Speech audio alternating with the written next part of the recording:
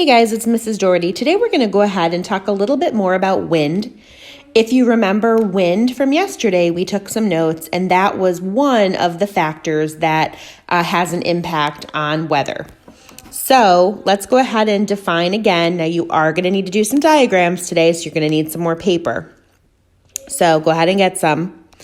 All right, so let's talk about wind. So I'm going to go ahead and define this again. If you don't need to, then you don't have to write this part. Wind is moving air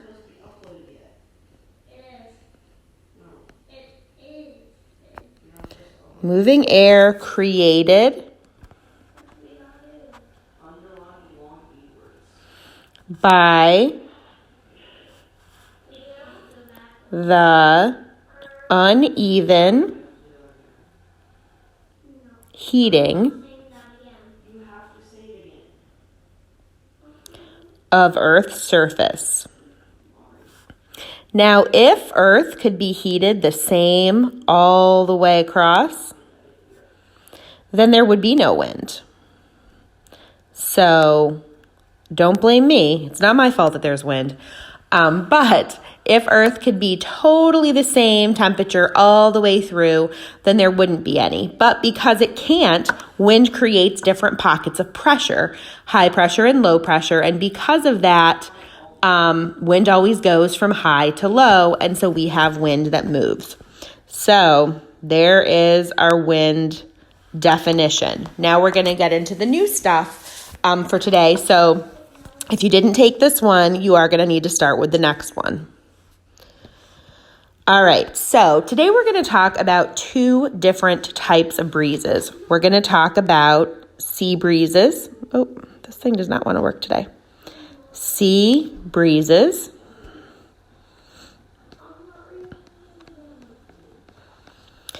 and land breezes.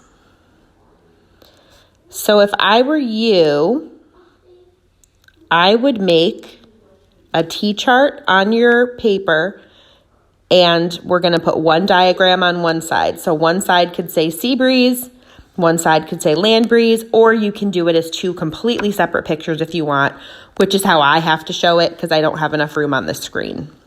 So sea breezes and land breezes. All right, my new whiteboard. Let's take a look at a sea breeze. I'm going to change my color here. All right, so sea breeze. Oh, sorry about that. Sometimes this thing does not want to work. Black. All right. So for a sea breeze, I'm going to put my sun in the sky here. And I'm going to set it up just very basic. So I'm going to have water over here, and I'm going to have land over here. So here is some land. And here is, I'm going to call it ocean in this case, but it could be any really large body of water. All right, so during the day in a sea breeze, our land is going to heat up faster. So the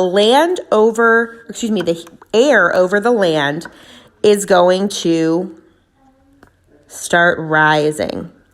So this is going to be warm air over my land. And that warm air is going to rise up. So you should be making this diagram, and you've got warm air rising. Now, if you have red and blue, that would be great to use in your picture to help you sort of see that better. All right, so my warm air is rising.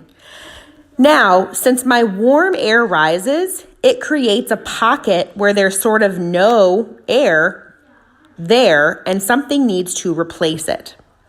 So I have cool air over the ocean, and that cool air is going to rush in and take the place of that rising warm air. So warm air over the land rises, cool air is going to come in to take its place. Now with that warm air, so we can kind of complete the cycle, what happens is my warm air will over the ocean, and as it drifts, it's going to start to cool and fall because the ocean is cooler than the land. So let's add a little color to our picture here. I'm going to color my sun in, make it look all beautified.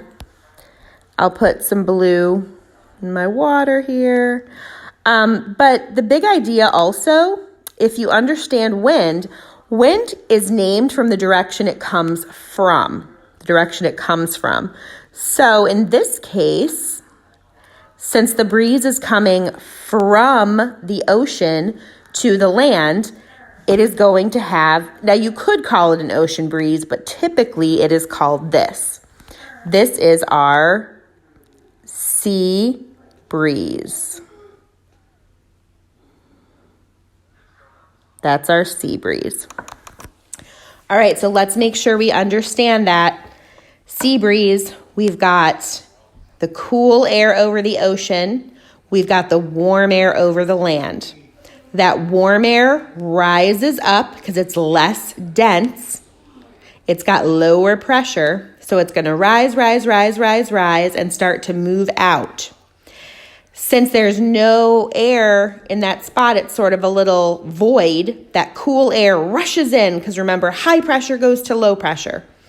My cool air is my high pressure air. So it rushes in to take the place. And then since it's over land, it'll warm up and that creates a convection current. That is my convection current. All right, I've got another definition we're going to put in here for sea breeze. So let's make sure we can define it. So sea breeze.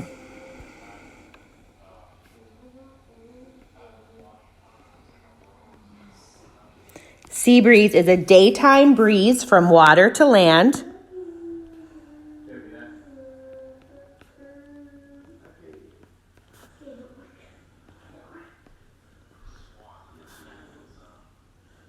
Daytime breeze from water to land. Oops. And what am I writing here? There we go. All right, daytime breeze from water to land. The land is warmer than the water. I'm going to abbreviate a little bit. Land, oh my goodness. Sorry guys, I am losing it today. Thank goodness this is erasable. Land warmer than water.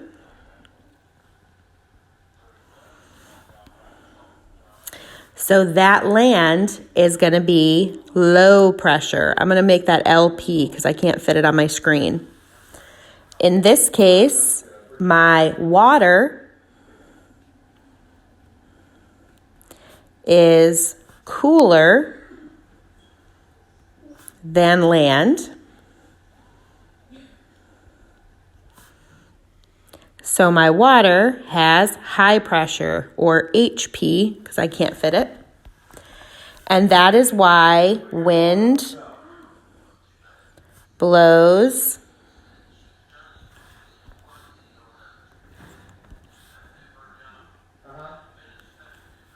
high to low. So, oh my goodness, guys, what is going on? No different than being in school with me. Wind blows high to low. So in this case, it's going from water to land. All right, so that ends for sea breeze. You're going to flip over, go to the next YouTube video where I will be talking about land breeze.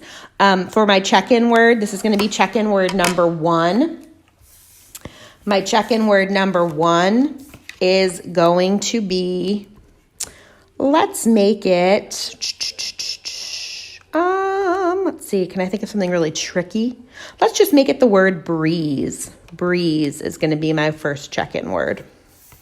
All right, I will see you at the next video. Make sure you've still got your papers.